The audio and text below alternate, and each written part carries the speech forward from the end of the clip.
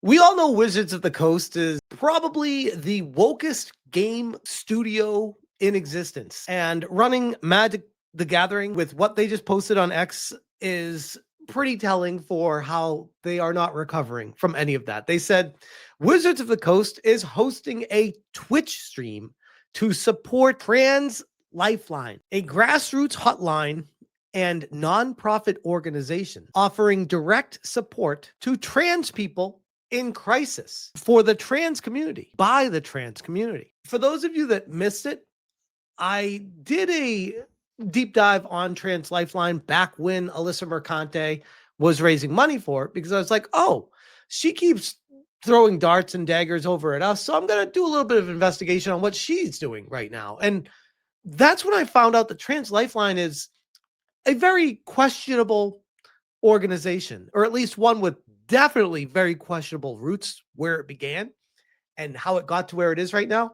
And I would even say, from my own perspective, that it is a danger to people. It could put them in a much worse situation and potentially have them end up dead. That's how scary this Trans Lifeline organization is. And we'll get into that in just a second, but they said tune in on October 4th at 10 a.m. Pacific time to play games with us and support a fantastic cause. Well, I mean, I guess if your goal is to have trans people offing themselves, I guess it is a fantastic cause. Join us at twitch.tv/magic. Support the cause by donating to our direct fundraising page here. Want to learn more about the Trans Lifeline? Visit their official website. No, I don't think I will visit their official website. I'd rather do some research on my own on what this organization holds, because my God, is it an absolute mess. I even responded saying, yeah, that's going to be a no from me. Yikes to the extreme. This is me asking ChatGPT, summarize Trans Lifeline. A very fair, unbiased question, because I'm like, I don't want anyone trying to think that I'm being like super negative or over the top. It's like, no, let's just summarize it and show what they are. Trans Lifeline is a nonprofit crisis and peer support hotline created by and for transgender and non-binary people, best known for its harm reduction approach that avoids calling police or emergency services without a caller's consent. My God, right there is extremely dangerous. Even if someone is in a dire situation and the person on the phone knows they are obligated to not contact the authorities or an ambulance to come and check on them, because that can be dangerous, according to the trans community, which, yikes.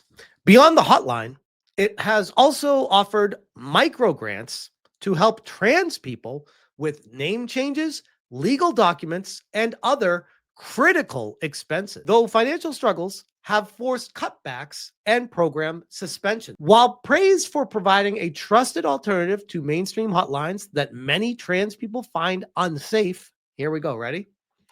It has also faced serious controversies. Its co-founders were removed in 2018 for misusing funds. And that's part of the deep dive that I did on them, where they were taking the money that was donated and going on lavish trips with it. Factually, this happened. That was where the donation was going. I'm like, how is this even still running right now?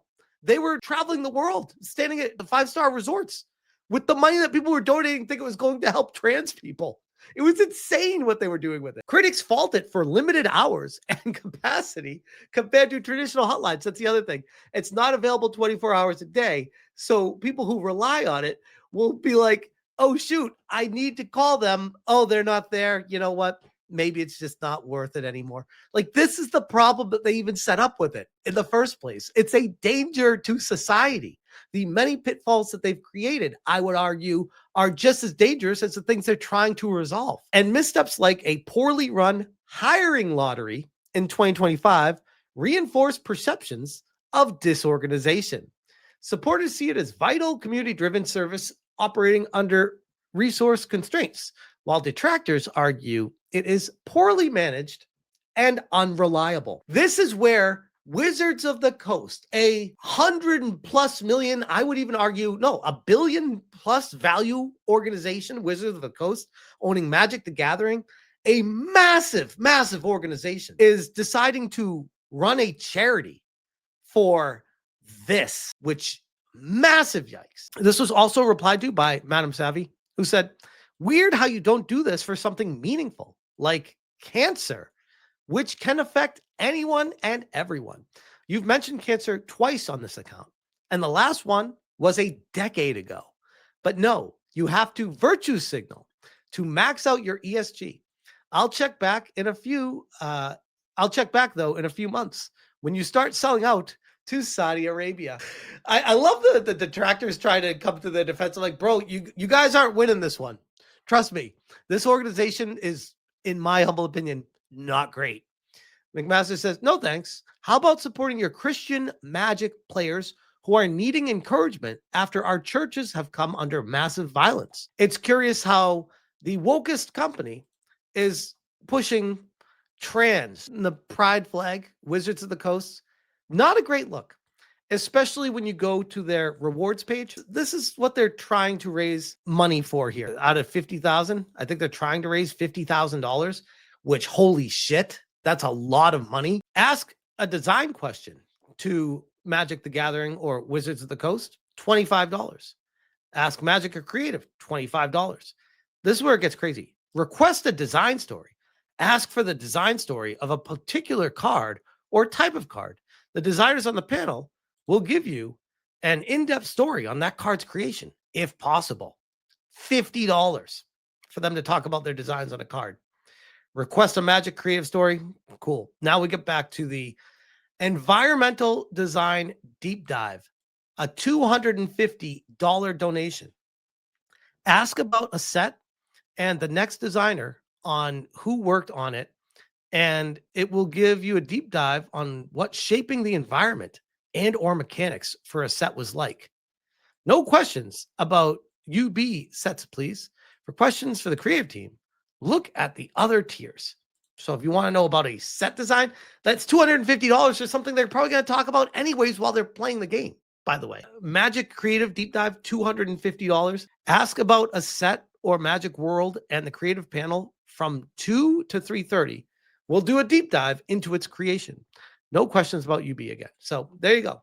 That's what they're raising. That's what they charge for them to answer questions. And I want to remind everyone, Wizards of the Coast is also the company that hired Corinne Bush for Skeleton Key, which is owned by Wizards of the Coast, formerly Dragon Age, who is a dude that cosplays as a girl. This is a dude. That is sketch. Weird. Welcome to do it, but this is what I get concerned about when they start promoting shit like this. I can't get behind that. I can't. Sorry. Especially when this stuff gets somehow seeps its way into the games that Corinne Bush creates. Trans Scars in The Sims at EA then gets failed upward promoted to BioWare. Trans Scars, I'm non-binary Tosh in Dragon Age the Veilguard, and then fails upward to Skeleton Key, part of Wizards of the Coast. This person is just destroying every game that he has his hands on and continues to fail upward at these organizations. I found this curious too. 9 months, game director at Skeleton Key. And before that, it doesn't say BioWare anymore. It used to, as far as I recall. It said BioWare.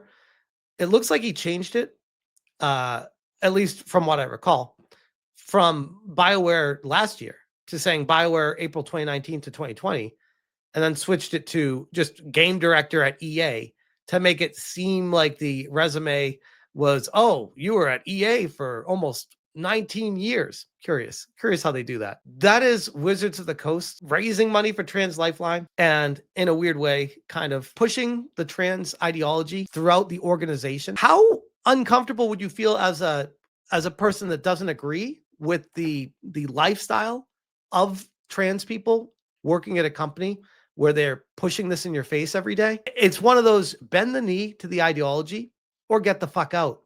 It's really weird.